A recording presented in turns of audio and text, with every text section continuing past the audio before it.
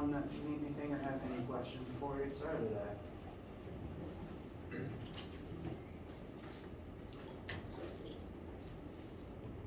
Alright. Brief reminder, this is the chapter 6 homework, which is done now. Today is the Friday the 11th. Now, you've begun chapter, yes? It's Friday the 4th.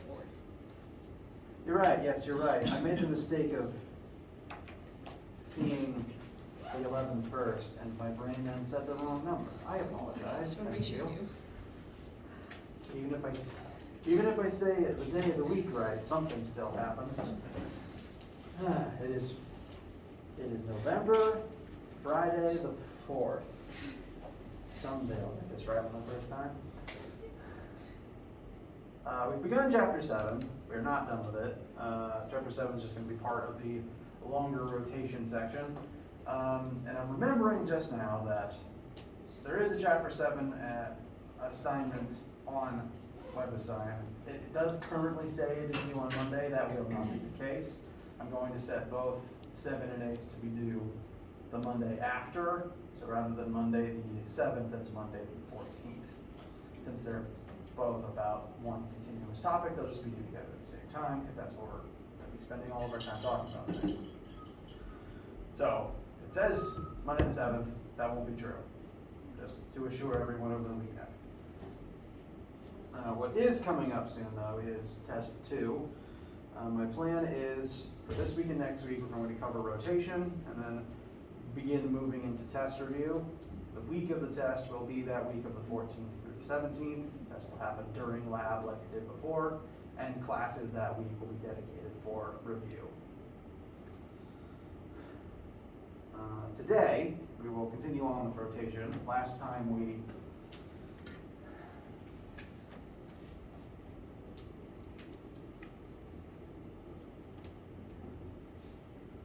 began defining the angular terms that we'll be using to describe rotational motion by directly comparing the original linear variables we've discussed with their angular counterparts. Today we'll continue with that, work a few examples to try to help these concepts cement in your minds, and then further elaborate on centripetal force from lab this week. Before we move on to any of that, anyone need anything or have any more questions before we move on?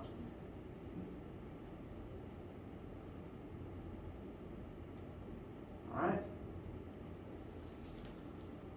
Well, let's begin today with an example. The physical situation here is kind of funny. We have a grasshopper sitting on a record.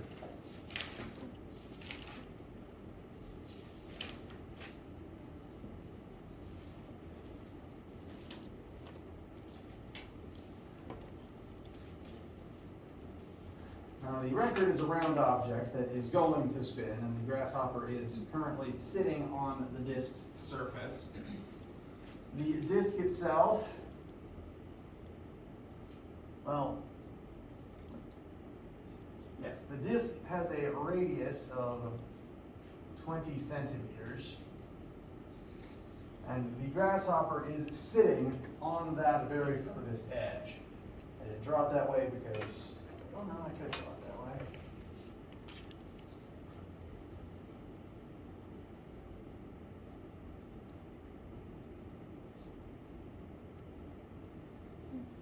So he's sitting on the very edge of the disk at the furthest possible radius of rotation. Now the record is going to begin at an initial speed of 0, both in terms of meters per second and also radians per second. The disk begins stationary. It is not spinning. It has no speed in either dimension. The record will be turned on, activated, to a and will, over a period of 3 seconds,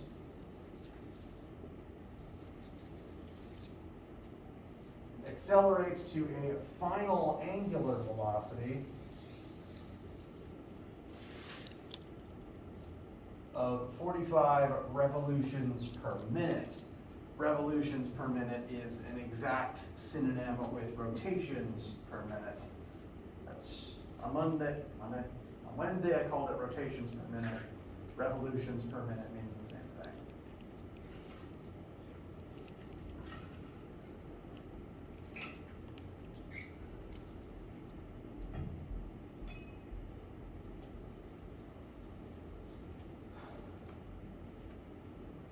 And so much like a ride at the fair, this grasshopper is sitting on the disc, and as the disc starts spinning, the grasshopper is going to spin with it, speeding up faster and faster over that 3-second period.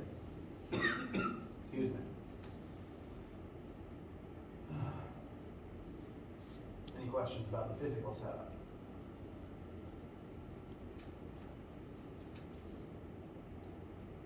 All right. So, first thing we're asked, what is the angular acceleration of the record player during this 3-second speed up period? So you're looking for alpha angular acceleration. Given what we know and what we don't know, what formula do you think is our best bet for right now?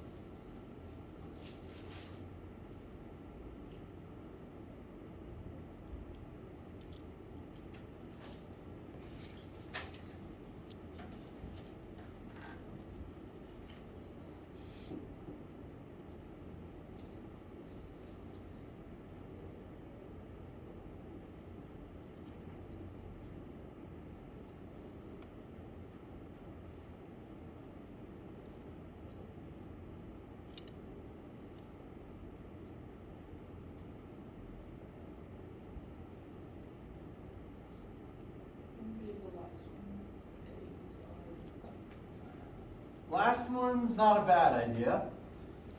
Here we have final angular speed and initial angular speed. We do know those two things. We want alpha. The issue with this one is we don't currently know how many times it spins in this wind-up period. Kind of like with linear acceleration, you'll move a certain distance while you speed up, and we don't know what that is yet. It's a good one to keep in mind. And I forgot actually, do you find theta this question? So it won't work for our purposes here, but it's a very good guess. What we need then is something with the same terms in it, but no theta. Yep, we want alpha, we know the change in speed, and we know time. Very good. So alpha equals delta omega over delta t. So we plug in 40, we have our final, our initial, and our time. The only problem is our initial speed is in revs per minute, and we're going to want it in radians per second first. So we will need to convert it.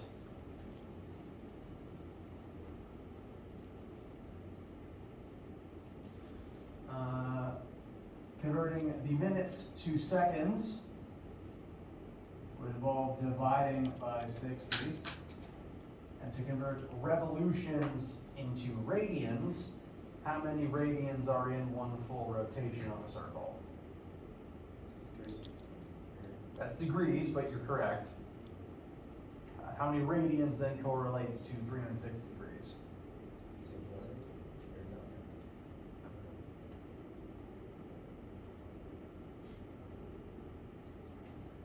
no? It's okay. It's a constant that would be on your formula sheet. 360 degrees is 2 pi rad. So we have revs, we want to cancel out revs, so I'll put rev at the bottom, and we'll replace it with 2 pi rad at the top. And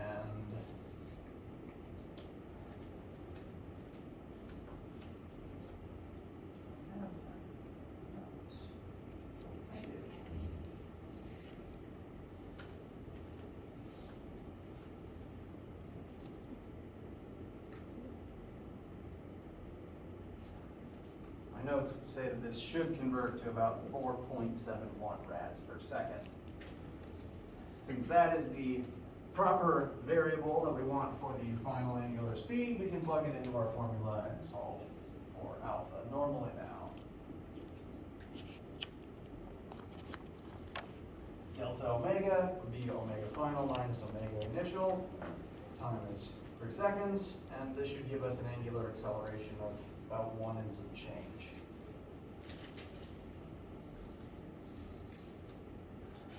Specifically 1.57.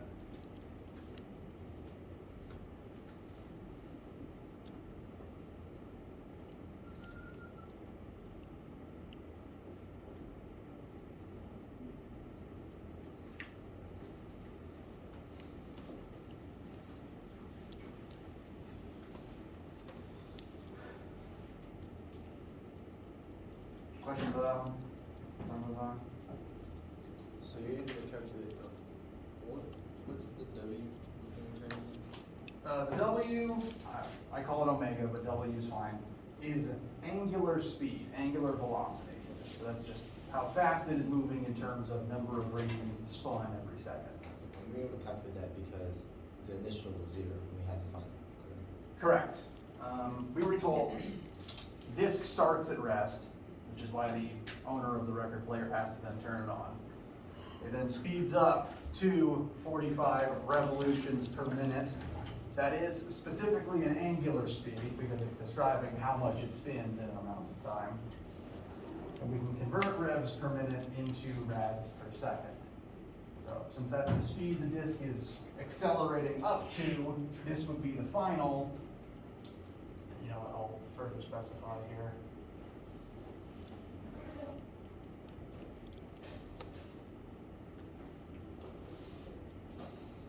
Angular acceleration is change in angular velocity over time. Change in anything can be rewritten as final minus initial.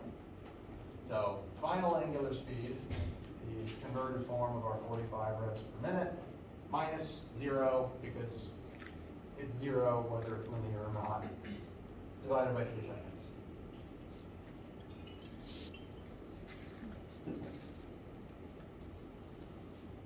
All right, next question. What is the tangential, which in this case means linear, acceleration of the grasshopper while this is happening? Acceleration, fixed acceleration. What I mean by this is, at any given moment, the grasshopper has a certain velocity and is accelerating. So it has a certain velocity, it has a certain acceleration that can be calculated linearly. We can find the linear equivalent of how it's rotating. Say the disk is spinning this way, clockwise. The grasshopper's linear information would represent what it would be doing if it lets go of the disk and instead fires off in a straight line. And that is sometimes called tangential because this line representing the direction of its linear velocity and its linear acceleration is tangent to the circle. It's been a minute. The word tangent means a line that just touches the circle at some point and then moves on kind of parallel to it. So since that line is tangent to the circle, sometimes the linear information can be referred to as tangential to the rotation. That's just a vocab word that might come up in your homework. So when I say what we're finding here is we want the linear counterpart to the angular acceleration that this grasshopper is undergoing. We just found the angular acceleration. How do we turn it into the linear one?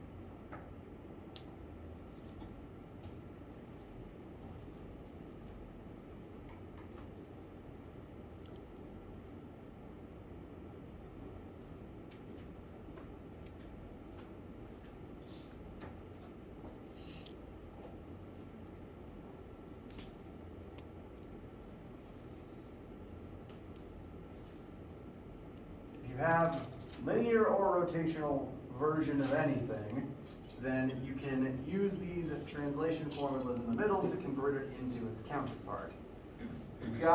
We just found alpha, the rate of acceleration of the disk. You multiply that by the radius of the grasshopper's position on the disk, that will tell us its linear acceleration.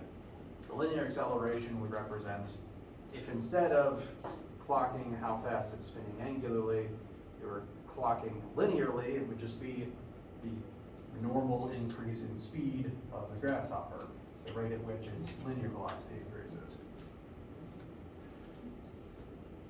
So that conversion factor is again linear equals radius times the angular version.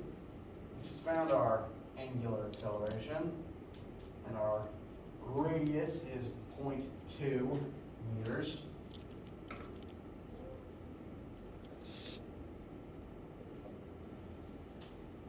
So 0.2 times 1.57.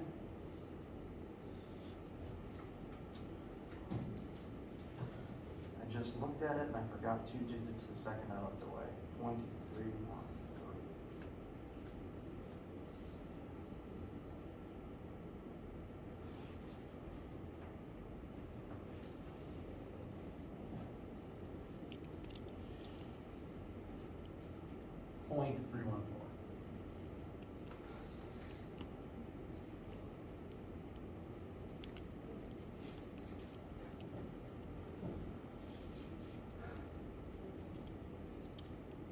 All right.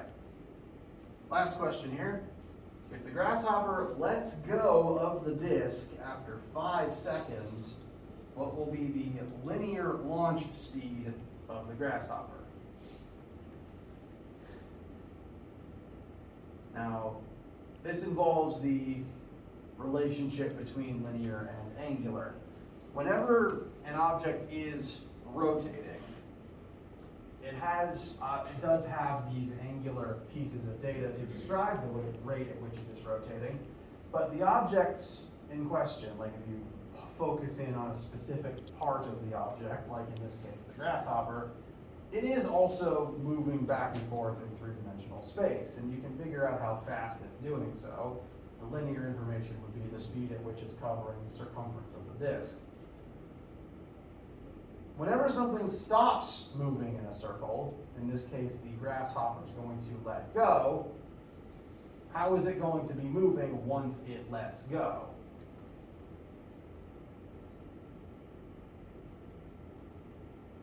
It's gotten up to this speed, it's stuck to the disk, and that's why it's originally spinning in a circle, but once it lets go, once it turns off its Spider-Man powers, what's going to happen to it? It's going to rocket off in a straight line. It has momentum, it has kinetic energy, it wants to keep moving, and now the only thing that was holding it to moving in a circle is gone, and so it will just keep moving in a straight line. So the linear launch speed would be the linear speed, like the linear version of its angular velocity. This is the speed it was spinning at. Once it lets go, this converts to linear and it fires off at that speed. So that's the amount of momentum that it currently has. So, what we need to do then is convert this final angular velocity into final linear velocity, and that's the speed it shoots away at. This is a lot like how slingshots and pitching machines work. Sorry, when I say slingshot, I mean the old kind, where you spin it around and then let go.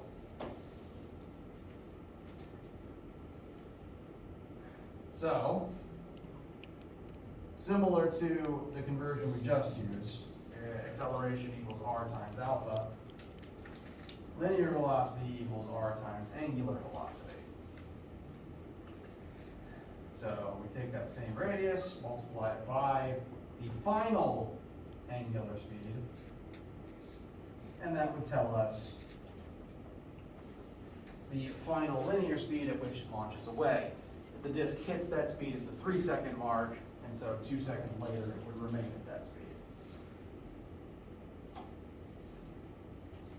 Yes? Why originally did you have to do the conversions for the Omega final? This one? Yes. It is because we were given revolutions per minute as the unit. And while that describes what's happening pretty well, our formulas are designed to take radians per second. That's the only reason. Frankly, I prefer revs per minute because that makes more sense in my head than radians does. But the formulas don't work that way. Okay. The math is set up to where if you use radians, multiplying that by the radius of the wheel properly turns it into the linear version. Okay. Thank you. You're welcome. And this should come out to about 0.9425.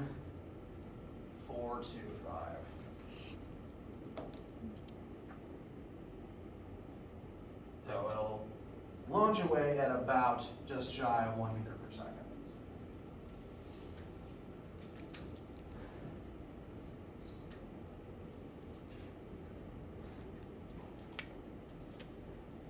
Questions, comments, concerns?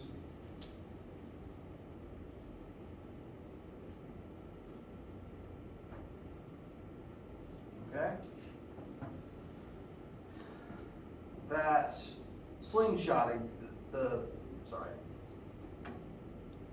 that last question here, where the grasshopper lets go and fires away in a straight line, ties into the idea of centripetal force that we've been describing in lab.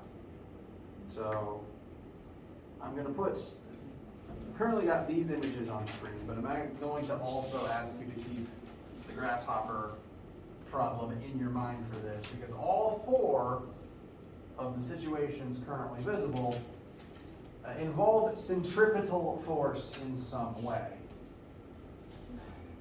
You'll recall from lab, the idea of centripetal force is whenever one object is spinning around some other point, there needs to be some force literally forcing it to do so. Because all objects innately want to move in a straight line. The grasshopper wants to move in a straight line, so once it lets go of the disk, it does so. It just fires off in a straight line. This tin can would fire off in a straight line, except it's being held in place, held at a certain distance by the rope as it's continuously spun around.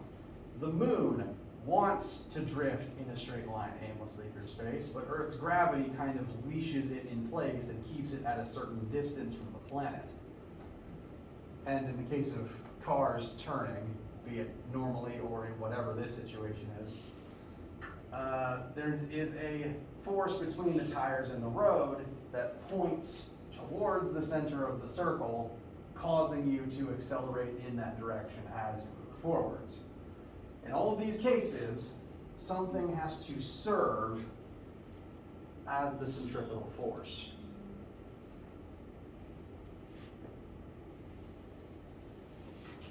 Anything can act as a centripetal force.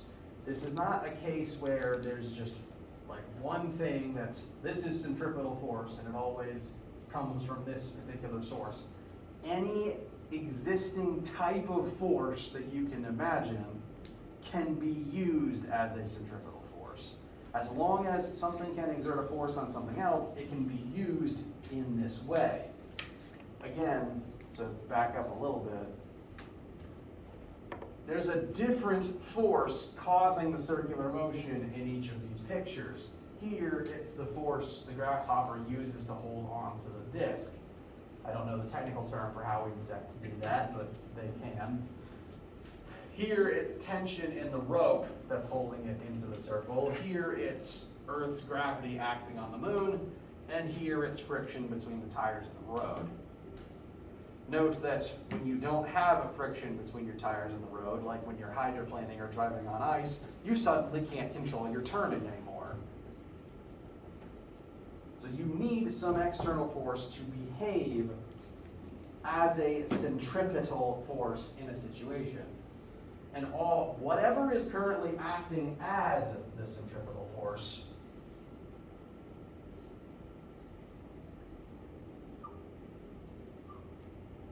has the effect of trying to pull whatever object it's acting on towards the center of its orbital motion.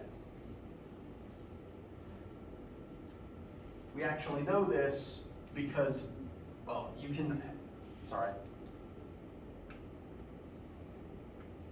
a way to help remember that, if a force is acting as a centripetal force, it's trying to pull an object towards the center of its orbit, is in the root words that form the word centripetal.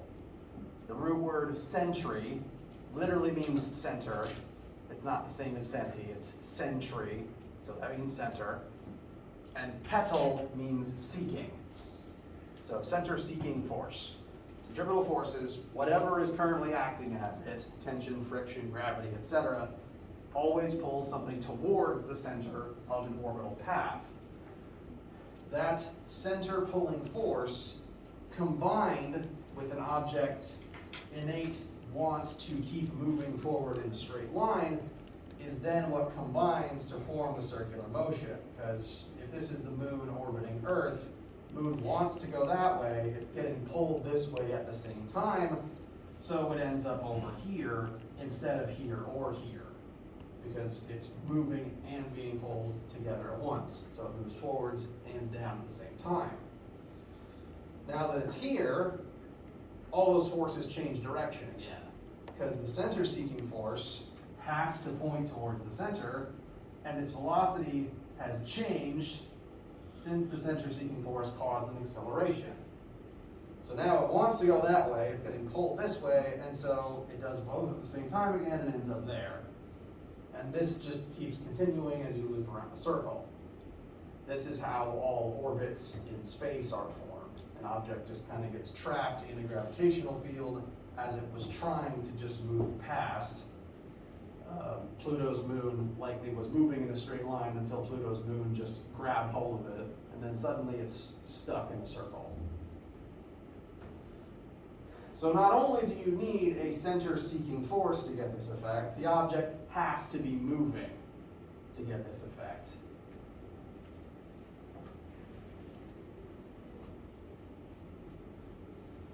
As I'm saying the words centripetal and center-seeking a lot, I want to go ahead and refute that I'm not saying centrifugal.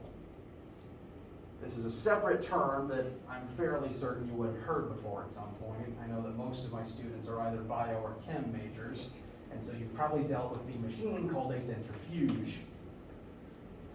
The machine centrifuge derives its name from this word, and whereas centripetal means center-seeking, centrifugal means center-fleeing.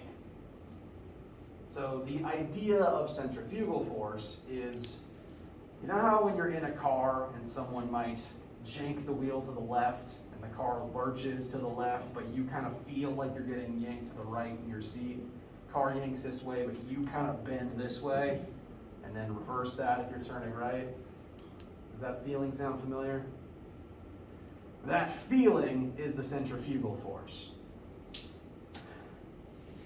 And the problem with centrifugal force is, it's not real. I'm not denying what you're feeling. Your sensation of reality is valid. The issue is there's not actually a force pulling you away from the circle. when the car turns left, there's not literally a force pulling you rightwards. What's happening is that a combination of your own body's momentum and the various sensations in your body that happen while turning create this effect. If instead of, let's just use cars turning instead of planets and moons for an example. If this situation was describing a car turning in a circle, so someone's just doing donuts, you, as basically a part of the car, want to move in a straight line. There's no force involved in that, that's just natural behavior. Your momentum wants you to move forward. And centripetal force acting on the car, thereby acting on you, because you're in the chair seat belted in, is pulling you towards the center of the donut. So the force is actually, if this is a big left turn, so let's just say the wheel's turned left right now. The forces involved are pulling you leftwards. They're pulling you towards the center of this circle. And that's why you then accelerate with the car in a circle the way that you do. The reason you feel like you're partially getting pulled to the right is not because there is some force pulling you to the right. It's because compared to the leftward motion that then ensues, your body wanted to move in a straight line. And from your current perspective, now that you're moving leftward, straight line feels rightward. Now that you're becoming more left, the position you would have been on feels like it's to the right. And since the human body is not one object, you're a bunch of separate objects all encased in skin, each individual part of your body wants to keep moving in a straight line, like, say, your arms or your blood. And therefore, each individual one of those objects tries to move in a straight line, but the rest of your body doesn't let it. As your arm flies out of the circle, it's connected to you, so it feels like it's getting pulled to the left, but your body's actually, it feels like it's getting pulled to the right, because it wants to go to the right, and then you have to pull to the left to keep it joined to you. Meanwhile, the skin in the blood in your body is also moving in that direction because it wants to keep moving in a straight line, but you're now moving left. So your blood cells want to go that way, and as a result, they end up pushing that way on your skin as they try to escape. So in that way, you do kind of feel a rightward force because your blood is pushing out that way against your own body. So it's not that something is pulling you to the right, it's that your own body is a weird puppet mishmash of separate objects acting independently of each other. So centrifugal force is that feeling of being pulled out of the circle, and similarly, if you were constantly spinning, like on a fair ride or even just in your seat, you eventually feel like the blood welling up in your fingers if you just let your arm hang out. That's caused by centripetal force. That's the same reason a centrifuge is called a centrifuge. It pushes materials towards the end of their housing, which is why if you put a test tube in the centrifuge machine, all the material rushes to the bottom of the tube, and the denser particles end up at the bottom because they have more momentum, they want to escape the most. In the case of the human body, that's why your blood all rushes to a certain part, because it's the only part that can move, and I imagine the densest part is the blood cells. Is the densest part the blood cells, or is it the plasma?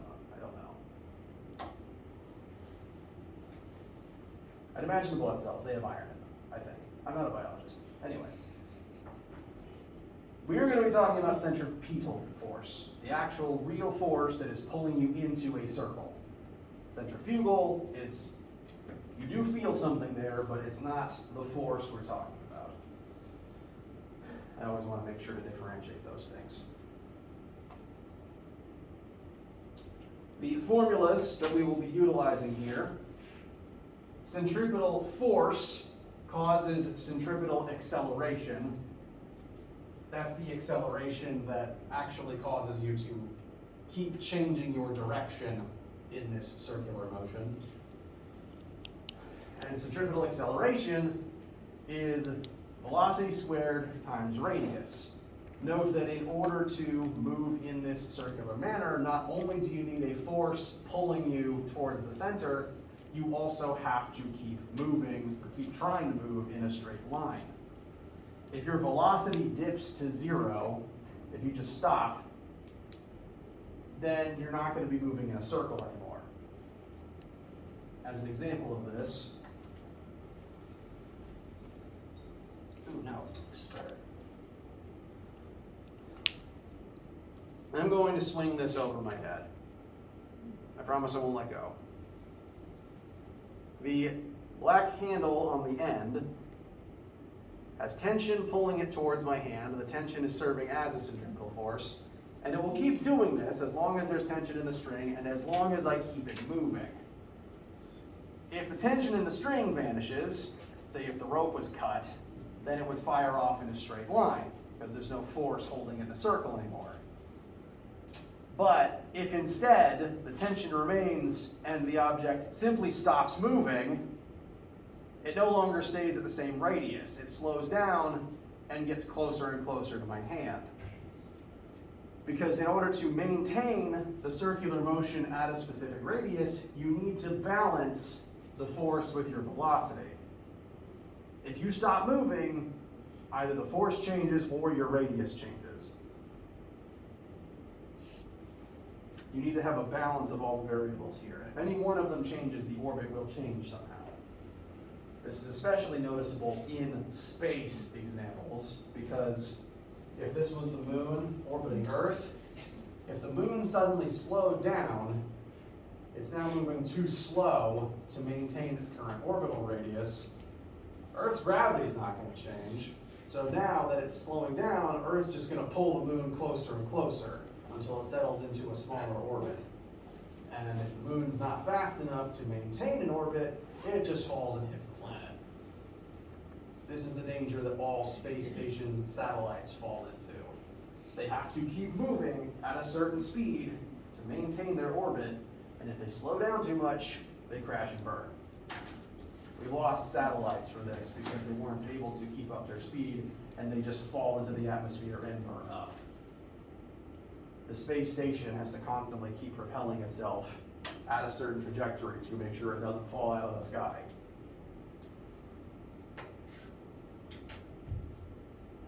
So, the balance between all the various parts of the formula are very important.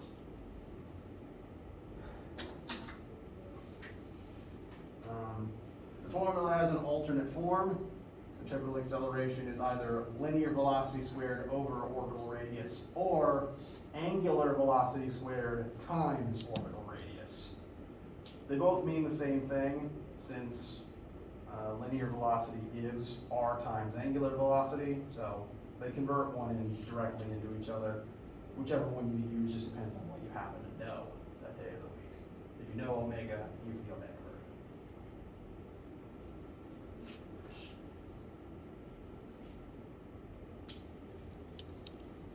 Now, we did talk about this in lab, but I want to make sure to get a sample question in your notebook. So let's actually put some numbers to this example. We're going to swing a 1 kilogram mass from a 1 meter long rope over our head in a circular pattern. The object's linear speed is 3 meters per second. And the rope is 1 meter long.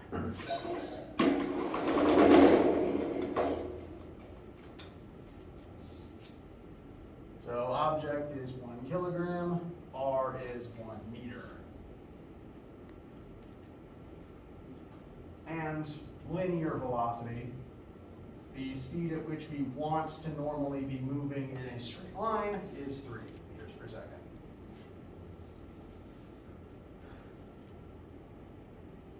With the data we know, what is the centripetal acceleration of this particular object as this is going on?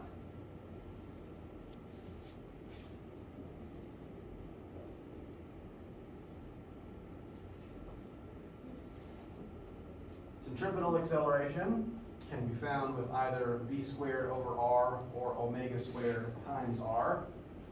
The speed we have is the linear variety, so we'll use the linear version of the formula. Centripetal acceleration will be 3 squared over our radius of 1 meter, so that will be 9 meters per second squared. This acceleration represents the rate of change of its direction every single second. A weird quirk of centripetal acceleration, my A turned out a little weird there, sorry. A weird quirk of centripetal acceleration is it's sort of a weird halfway point between linear acceleration and angular acceleration. All three of these A's are different things, and odds are in any given example they will solve for 3 different numbers. Linear acceleration is the A we've used all semester. That is, what is the rate of change of its linear velocity over time? Is it speeding up or slowing down? What is the change in meters per second for that? The angular acceleration, that we've been talking about for a couple of days, is the rate of change of angular speed. So, what is the change in its rotation over time? Centripetal acceleration, again, is kind of a halfway point. This is a measure of the change in the object's direction from a linear perspective. And so every single second, this object's velocity, linear velocity, changes a certain amount in terms of its direction every single moment. And the bigger the AC is, the more its direction changes every single second. So there's 3 accelerations, they all mean different things, and I try to mark them as different every time I need to use them as variables in the same question. To make things even more confusing,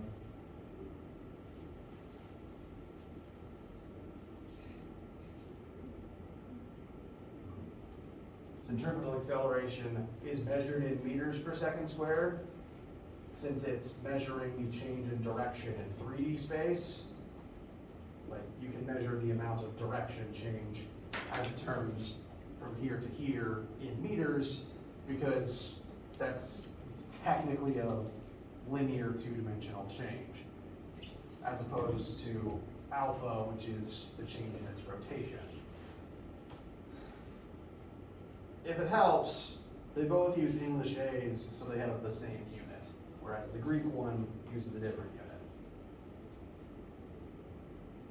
This is one of the weirder parts of this section, so if AC takes time to sink in, that's okay. Frankly, rather than use AC as its own formula, I just kind of load it into the FC formula, because the value of the force causing the motion is a little more important in my notes.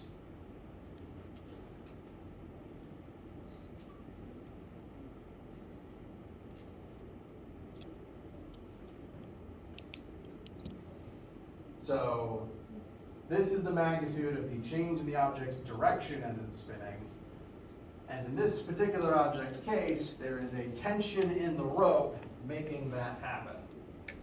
So the centripetal force in this formula will be tension in this case. So if we solve for FC, that will tell us the tension in the rope, since the tension is acting as a centripetal force here.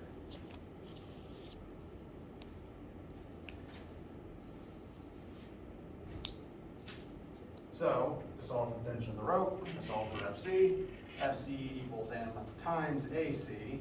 We just found AC, 9 meters per second squared.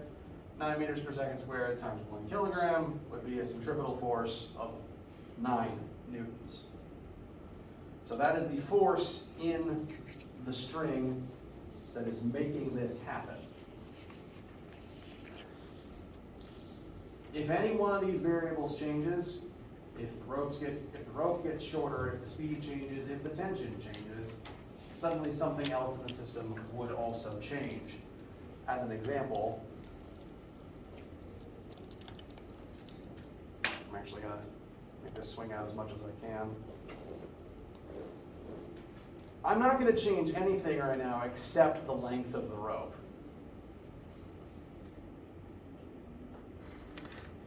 Changing the radius affected every other part of the system.